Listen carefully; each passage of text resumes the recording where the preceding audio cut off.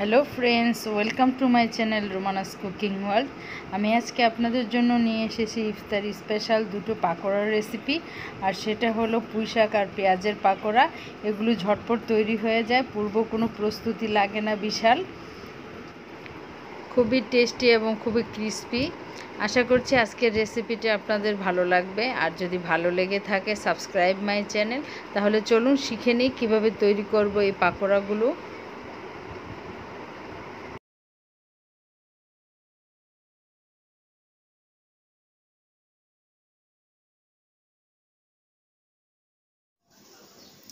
পুঁইশাকের পাকোড়াটাকে তৈরি করার জন্য আমি পুঁইশাকগুলোকে এরকম ছোটো ছোটো টুকরো করে নিয়েছি। আমি এখানে 1.5 কাপের মতো হবে পুঁইশাক। এখন এখানে দেব আমি ধনিয়া পাতা কুচি, দেবো কাঁচামরিচ কুচি,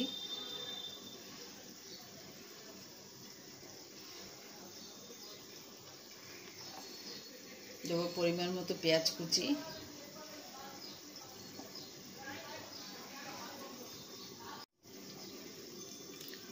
দেব আমি ধনিয়ার গুঁড়া 1/2 চা চামচ, হলুদের গুঁড়া 1/2 চা চামচ, আর মরিচের গুঁড়োও দিব 1/2 চা চামচ।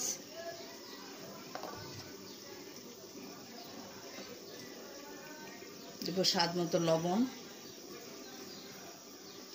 আর এখানে আমি নিয়েছি 1/2 কাপ হলো বেসন, আর 1/2 কাপের চেয়ে কম নিয়েছি হলো চালের গুঁড়া। এটাকে মিক্স করে যতটুকু প্রয়োজন দিব।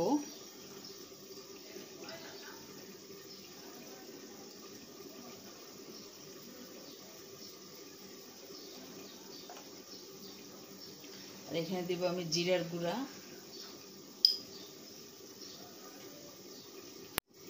দিব আমি আদা রসুনের পেস্ট 1 চা চামচ। এখন এগুলোকে হাতে আগে মিক্স করে নিব। আর দিব আমি এখানে বেকিং সোডা 1/2 চা চামচ। এগুলোকে খুব ভালো করে মিক্স করে নিব।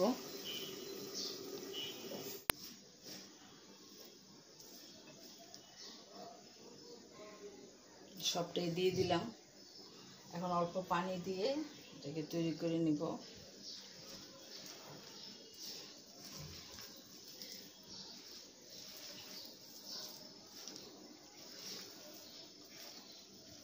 মিক্স দিবেন, হয়ে গেছে, এরকম হবে।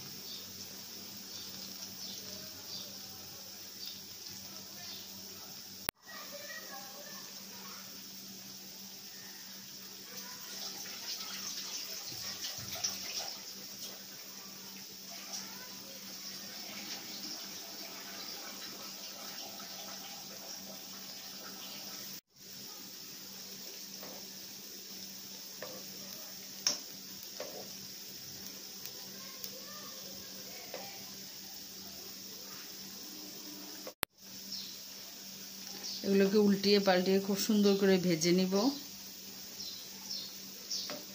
মিডিয়াম আঁচের থেকে একটু লো আঁচে ভাজবো, নাহলে ভিতর। পাকোড়াগুলো খুব সুন্দর করে ভাজা হয়ে গেছে। এখন এগুলোকে আমি তুলে নিব। আমি এটা কিচেন টাওয়ালের উপরে তুলে নিচ্ছি, এতে করে এক্সট্রা তেলগুলো শুষে নিবে।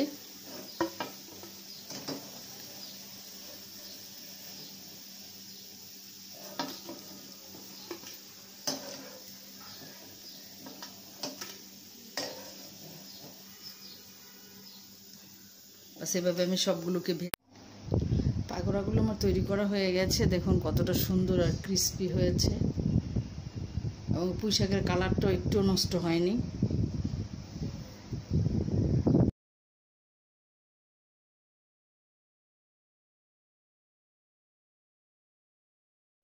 পেঁয়াজের পাকোড়াটাকে তৈরি করার জন্য আমি এখানে নিয়েছি 1 কাপ পেঁয়াজ। পেঁয়াজটা আপনাদের পছন্দ মতো কেটে নিলেই হবে, একদম চিকন মোটা হলে কোনো সমস্যা নেই। এখন আমি এখানে দিয়ে দেব আদা চা চামচ, আদা এবং রসুন বাটা, দিয়ে দিব স্বাদ মতো লবণ, দিব কাঁচামরিচ কুচি, ধনিয়া পাতা কুচি,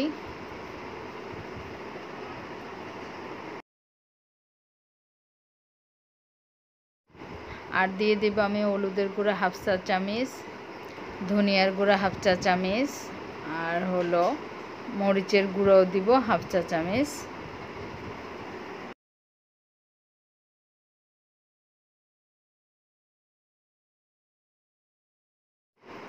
এখন আমি দিয়ে দিব আধা চামচ টালা জিরার গুঁড়া।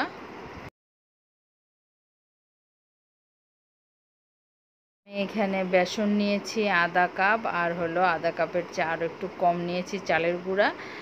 এটা বাজারে কেনা চালের গুঁড়া।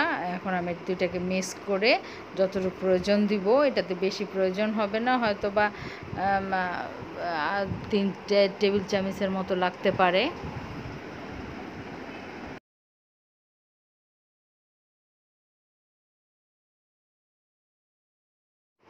এখন এগুলোকে আমি হাতে খুব ভালো করে মিক্স করে নিব।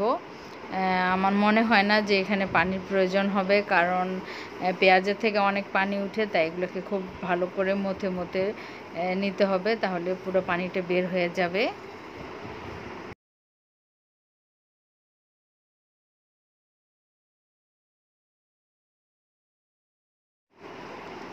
এগুলো মাখার পরে মনে হচ্ছে যে একটু মনে হয় বেসন লাগবে, মানে চালের গুঁড়ার বেসন আমি একটু দিয়ে দিলাম। আমাদের পেঁয়াজের মিশ্রণটা তৈরি করা হয়ে গেছে। যখন দেখবো যে বড়ার শেপ দেওয়া যায়, তখন বুঝবো যে এটা কমপ্লিট। আর যদি আপনাদের কাছে বেশি ড্রাই মনে হয়, তাহলে একটু পানি দিয়ে এটাকে অ্যাডজাস্ট করে নিতে পারেন। আমি এখানে কোনো পানি ইউজ করিনি। এখন আমি আগে থেকে তেল বসিয়ে রেখেছি, এখন এগুলোকে ভেজে নিব।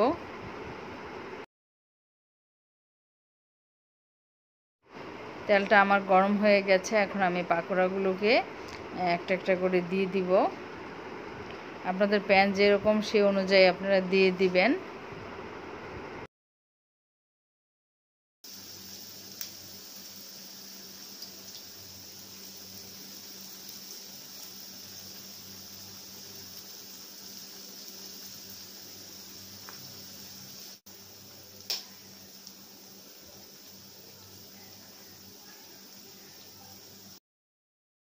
এগুলোকে উল্টিয়ে পাল্টিয়ে খুব সুন্দর করে গোল্ডেন ব্রাউন করে ভেজে নিব।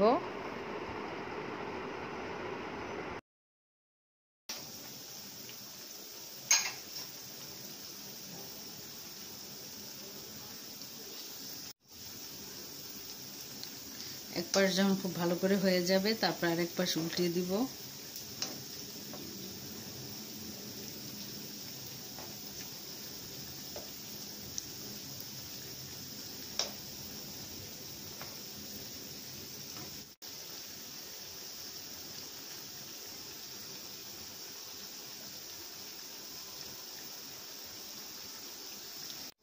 ভাজা হয়ে গেছে।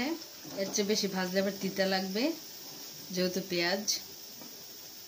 এগুলো তুলে নিচ্ছে এটা কিচেন টাওয়ালে।